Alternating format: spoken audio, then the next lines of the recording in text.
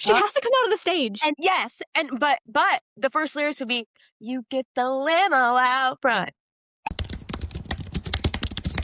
Hey guys, I'm Takiya. I'm Amber. Welcome back to the Table Read, where we chat all things film and TV. Okay, so yesterday was the best day of my life. Hannah Montana, the 20th year reunion is happening in March, which it's actually airing the day that the actual first episode aired back in, I don't know, 2006, obviously 20 years, duh. Do we think that it's going to be like a show as in concert? Or is she going to invite past cast members? I don't know what to expect. Also, everyone was expecting tickets to be sold and everything, but obviously that's not happening. Do we think they're just going to DM some random fans and be like, hey, we want you to come to our reunion show? I would be so mad. Yeah, I also thought it was going to be because there was this a whole talk about it being like at Madison Square Garden, and I don't know where that came from if that's not happening, but I'm also kind of confused because I saw where they said that they're going to be talking about behind the scenes moments and just doing an interview and all that stuff.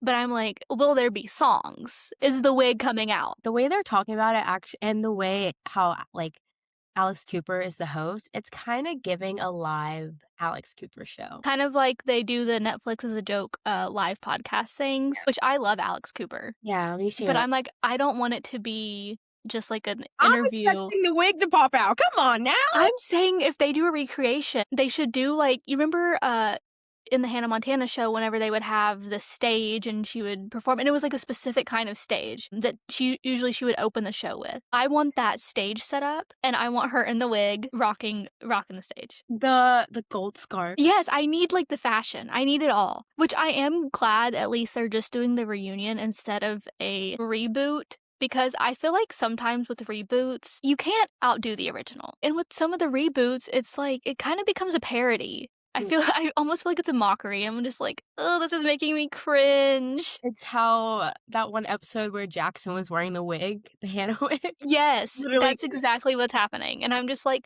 I loved Wizards Waverly Place. I loved That's So Raven.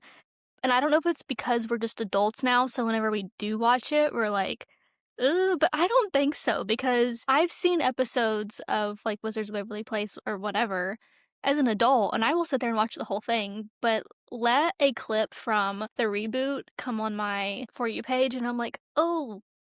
I honestly do think it's because we're adults, because when you think about it, when we're watching it as kids, watching it for entertainment, we don't really get all the jokes that are coming in or anything like that. But then when you rewatch it as an adult, you are understanding the jokes, so it's still entertaining for you. Whereas if we're watching The Wizard of Waverly Place or That's a Raven reboot, we're kind of like, what is going on? That's not funny. Like, they're talking about 6'7" and like whatever they're talking about in this era. So it's kind of like, what's funny about that? That's why I'm like, Hannah Montana is so iconic. I'm so glad they're not ruining it. And also, you can't have a Hannah Montana reboot without Miley Cyrus. Exactly. But you also can't have it without Dolly Parton. So like, Hello? I'm like, I saw somebody say, yes, that she should host, but I do think that Dolly, because you know her husband died last year, a few years ago, and I think she's having health problems, so I'm like, okay, but she's still iconic, and you know she would do it. She'd be like, I don't care. I'm in a hospital bed. I'm still gonna do it. because she's also Miley's godmother. Exactly. So I am kind of...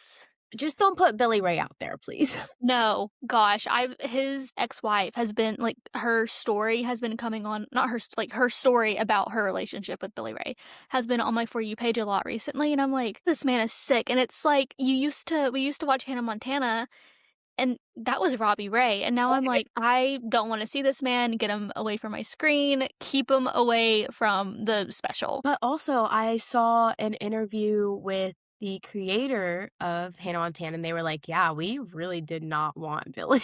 Like, we did not want him, but Miley helped him audition for the show, and so like they were just kind of like, okay, well, obviously they give chemistry and all that stuff. Like, obviously, father-daughter. Do you remember that one song that they had, not Butterfly Fly Away, but it was like Ready, Set, Don't Go or something?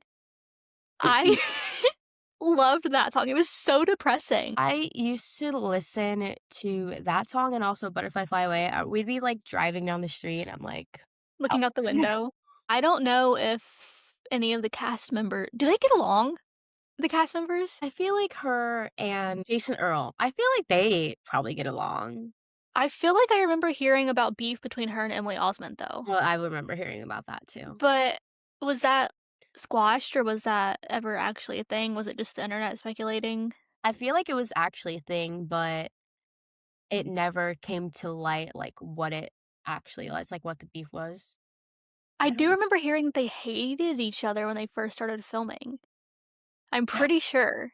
Well, didn't Emily Osment audition for Hannah, or did I make that up? Well, Lucy Hale auditioned. Daniela Monet, who plays Trina Vega, auditioned. That's who auditioned for Hannah Montana. Uh, I cannot see anyone else playing Hannah. it's yeah, it's so weird to think about all these people that auditioned because I'm like, Miley Cyrus, that is who was like, that role was meant for her. And you know what's so crazy to me too is, like, thinking about how young we were whenever the show was airing and she was 14, 15, but to me, she seemed so much older, and we were, such big fans of her. At 14 and 15, I could not she was a pop star at that No, age. I couldn't even imagine the stress that like, let alone just going to high school, middle school, but being a pop star, couldn't imagine it. I remember doing my rewatch, like, when I was older. I think it was in high school or something the last time I rewatched. But I was like, in the beginning, I'm like, this is middle school. Like, she's in middle school right now. I personally was not doing all that in middle school. Also, they did look so much older. Mhm. I'm like, I was brace face middle school, like, did not have a sense of style or anything like that. And here she is having the best of both worlds, like having a mixed life. I truly believe that out of all of the Disney shows, Hannah Montana is the one where I'm like, that show raised me. And Mhm. I don't think I'm ever going to be over Miley and Hannah. And even I remember whenever she first kind of transitioned out of her Disney phase with Can't Be Tamed. And I didn't have a computer in my room, but I remember we had one like in our family room and I was watching the music video and my mom like quickly shut it off. She was like, "You are not watching this." And I was like, "Why?" 'Cause I didn't I just like, that's Miley Cyrus, like, that's who I'm Right. a fan of, and I was like, "You know what? I saw her through every one of her eras." Can't Be Tamed was my shit, like, It was I love so the good, song. Oh my what a banger. and she was 17. Dang, I was not doing that at 17, I was I did fucking not my look life like at that at 17. 17. It's actually insane. I've also been with her through, like, all her eras. I will always, like, hate that I didn't get the opportunity to see her as Hannah. Oh, it was the best thing ever. Mom just wasn't with it. She really wasn't. She didn't know everything that was going on, y'all. Like, you can't blame That's her. I didn't get to see the Cheetah Girls. Like, oh, That was also amazing. With Hannah Montana, I remember it was the Best of Both Worlds tour, and my mom and my aunt and my cousin's like 5 years older than me, we went to eat at this, like, nice restaurant, and we got in the car, and my mom and my aunt were like, "Well, what do you girls wanna do now?" And we were like, I don't know, let's go get our nails done," something like that, and they threw these shirts at us, and they were like, "How about we go see Hannah Montana?" And I was like, "Oh my god." And, I remember I went, we were in the very last row of the arena. The wall was behind us, like, we could touch the wall. We were leaning against the wall, and I had my dad's binoculars that took pictures. So I'm like I think I was 6 or 7. I'm like with the binoculars in the last row of the concert. And again with that, I remember bits and pieces, but not fully. And me and my cousin to this day have never found a photo of us at that concert together. But it was the best day of my life. I believe it. I feel like there are so many events that you go to growing up and you remember it, but there's not one picture, one home video, nothing, just vibes, just the Just core memory in your brain. and that's literally what it is. And also it's so funny because you know how I'm obsessed with the Vampire Diaries? Mhm. The actress who plays her name's Candace King. She plays Caroline Forbes in the Vampire Diaries. She was the backup singer for Miley Cyrus, Hannah Montana. So she was at that concert as the backup singer. And like obviously I didn't know who she was because I was, 7, Vampire Diaries hadn't came out yet. And she was there and I was like, "Oh my god, it's like I saw her in concert before I became a fan of the Vampire Diaries." And then I became a fan of her and her character. And it's just so funny how small the world is, the industry per Yeah. se. Even though I didn't attend a Hannah Montana concert, you best believe I had every single piece of merch you can even imagine. Like, I'm talking about the messenger bag, the Hannah Montana stage with that you were able to control, that your doll could literally come through the door. Like, I had the nightgown, the necklace, the Hannah scarf, but had the whole shebang, guys. Don't even Did get you have the lamp? No. Yeah, and then it was like a butterfly-shaped lamp. It's purple. Yeah. Yeah, because I wanted it. I had my Hannah Montana sheets on my bed until I was 16 years old. Not because I was like, "Oh my god, I don't wanna let Hannah go," but just because, I mean, nothing was wrong with them. Exactly. You wash them and you put them back on. Who cares? Yeah, the merch went insane. And I actually went to Five and Below yesterday looking for a Hannah Montana shirt, and all I could find was Kim Possible, Zac Efron for High School Musical, and who else? Wizards of Waverly Place. I was so upset. Yeah, I've been seeing on TikTok, people are like, "Go to your local Five Below," and I looked online at my, like, Five Below inventory. I typed in Hannah Montana. A pair of slippers came up that had nothing to do with Hannah Montana. I Yeah. was like, "What Five Below were you guys at?" Because I'm gonna have to run it back and go tomorrow. And if I find them, I will get you one and I will ship it to you. oh, thank you so much. Yeah, they have absolutely nothing at mine. And because I was also wanting to get a shirt for today. And we had an idea, guys. We were going to be funny and like get blonde wigs, but the Party City next to my house closed down and there's Same. no blonde wigs that are like the funny, cheap looking kind. So we did try being a little funny today, but next time. Whatever. Why do you think Hannah hit so hard for our generation? Like, was it the normal girl by day, teenage pop star by night, and like the fact that maybe no one knew it was actually her? My gosh, I don't know, cause like when you do think about it, like Hannah Montana, she was such an icon that I don't even know someone today that is like this generation's Hannah Montana. Like she was one of a kind, and I almost feel like it was because, and I don't know if it was just like me being a girl and her dominating the world. Not that I even really understood that at the time, like, the whole gender inequality thing, but I feel like it was just so nice to have someone like that to look up to because she was just killing it. I mean, she was just living this ordinary life, and then on stage, I don't know, I just feel like it was also such a unique concept at the time, and I've always just loved music. I don't know if it's because I have no musical ability or what it is, but I was just so drawn to that. Also, I knew that she was from Franklin, Tennessee, and me living 20 minutes away from there, I'm like, "Oh my gosh, I could be Hannah Montana." Like, I thought it was so cool that she was, from Tennessee and so was I, but I don't I really don't know what it was about her. I just think that she was so compelling because she was living this double life and she was getting to be a normal kid, but also a international pop star. I remember, like we used to have to watch the, like, episodes as they were going. We didn't have Disney Plus growing up. Like, we had to wait. If they said a new episode of Hannah was coming on Thursday, 8, 7 Central, you best believe we were already early bath, early dinner, ready to be watching on our bed, on our couch, whatever it may be. And so, I also I don't know what the chokehold was either. But at the same time, I think it's also her fashion in a way, because she wore bright colors and sequins all the time. Like, her closet, she had a automatic closet. That had me in a chokehold. I wanted that closet so bad. I used to pretend. When she gave away the shoes, I was like, "That should be me. That should be me." I used to pretend that I had that closet. I would walk into my small ass closet that literally you looked here and here and it was done, and I would, like, do my clothes like that, and then I would, like, step behind my clothes and pretend it was like, it's I don't know, she was just everything to me. I had a purple guitar, and I will never forget, I would be on my bed because there's that one scene of her writing "Ordinary Girl," I think, Mhm. and I pretended that I was writing that song. I said, "Don't get me wrong, I love who I am." I don't Yeah.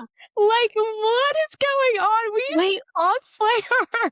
Why was that such a thing? Because I remember not Hannah Montana, but High School Musical. I had this little CD player and I listened to Gotta Go My Own Way on repeat and I wrote out the lyrics like as I was listening to it. Because at this time, like I didn't have a phone, I couldn't just Google the lyrics.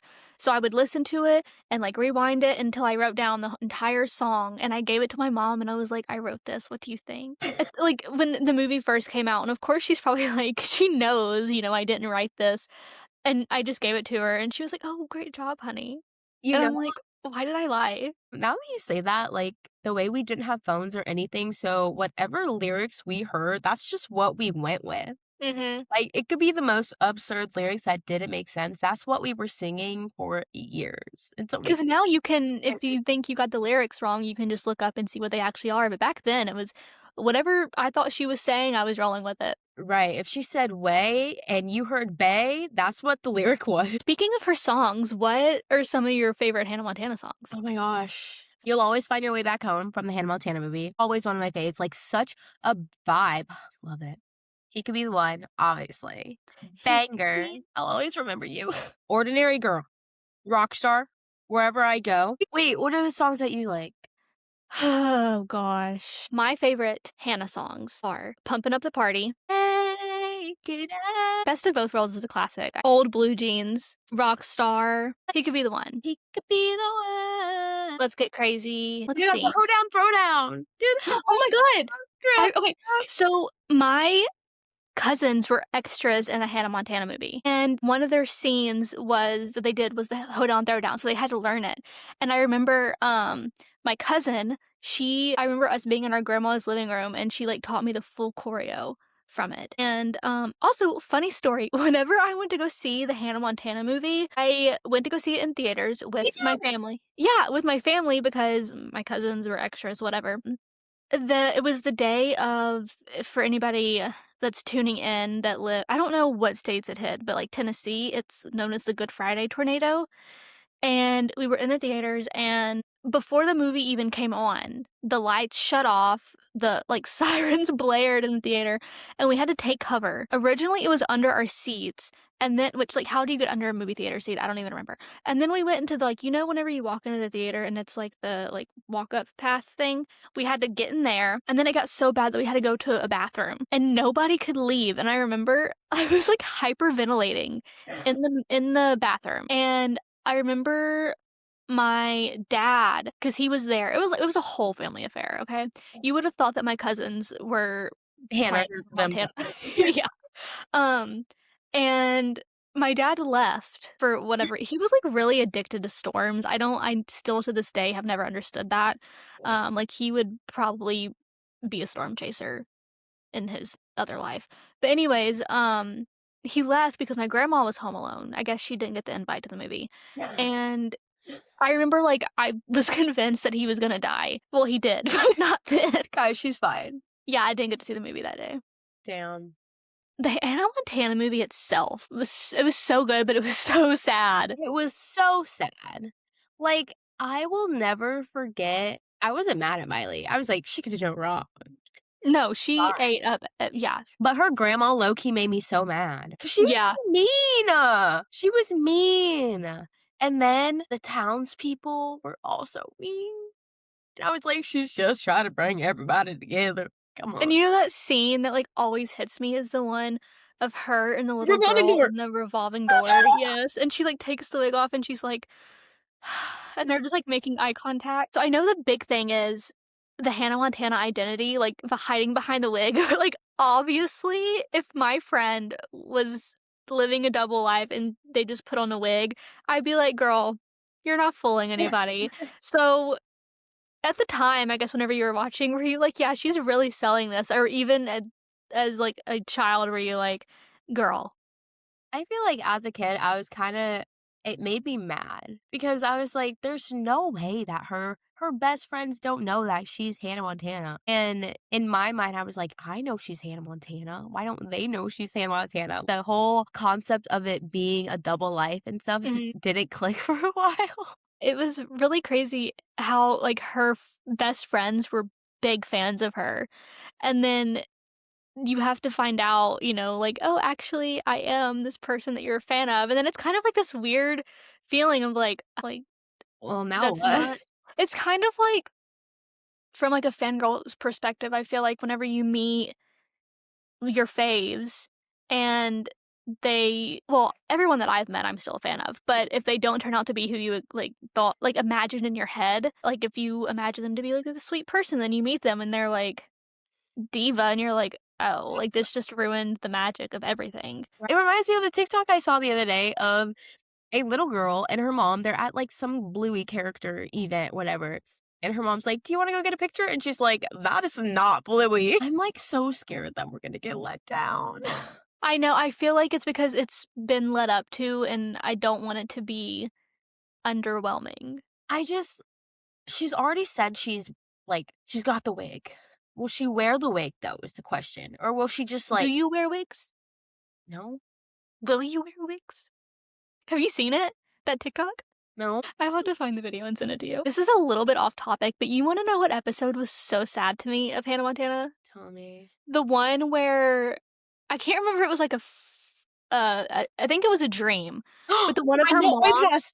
I know what you're gonna say. She's sick Okay. and she's having weird dreams, and it's the dream of her mom comes to her in her dream.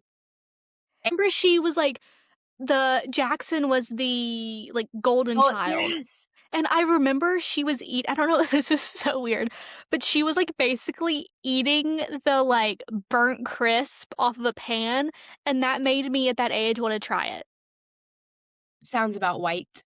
Yeah. I was so obsessed with her, like, she makes it look appealing. How different do you think it would have been if Hannah's mom was actually alive? Ooh, I don't know. Like, I feel like everything would have been so different, but in a good way, not in a bad way. I don't know, I want to picture it as her mom being alive so bad. Like, I wanna know how different things would be. I was kind of, like, thinking about this, about today's age, how a lot of parents on the internet, whenever they, put their kids online, it's seen as child exploitation.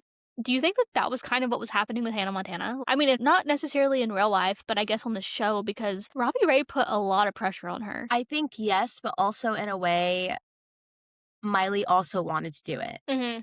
Like, there are a few seasons where I think she wanted to put Hannah on the back burner and, like, live a normal life, and Robbie was like, "You can't pick and choose, you gotta like, if you wanna be Hannah, you gotta be Hannah." So maybe in a way, yes, especially during, the movie, I think. Yeah. In the beginning of the movie when the whole mob kinda thing happens, I thought that was insane. I was like, "Yeah, that is child exploitation right there." The beginning opening scene of it was so sad of her just trying to, like, visit Lily for her birthday, and then Lily got mad at her because she didn't mean to ruin it, That but I made guess, me like.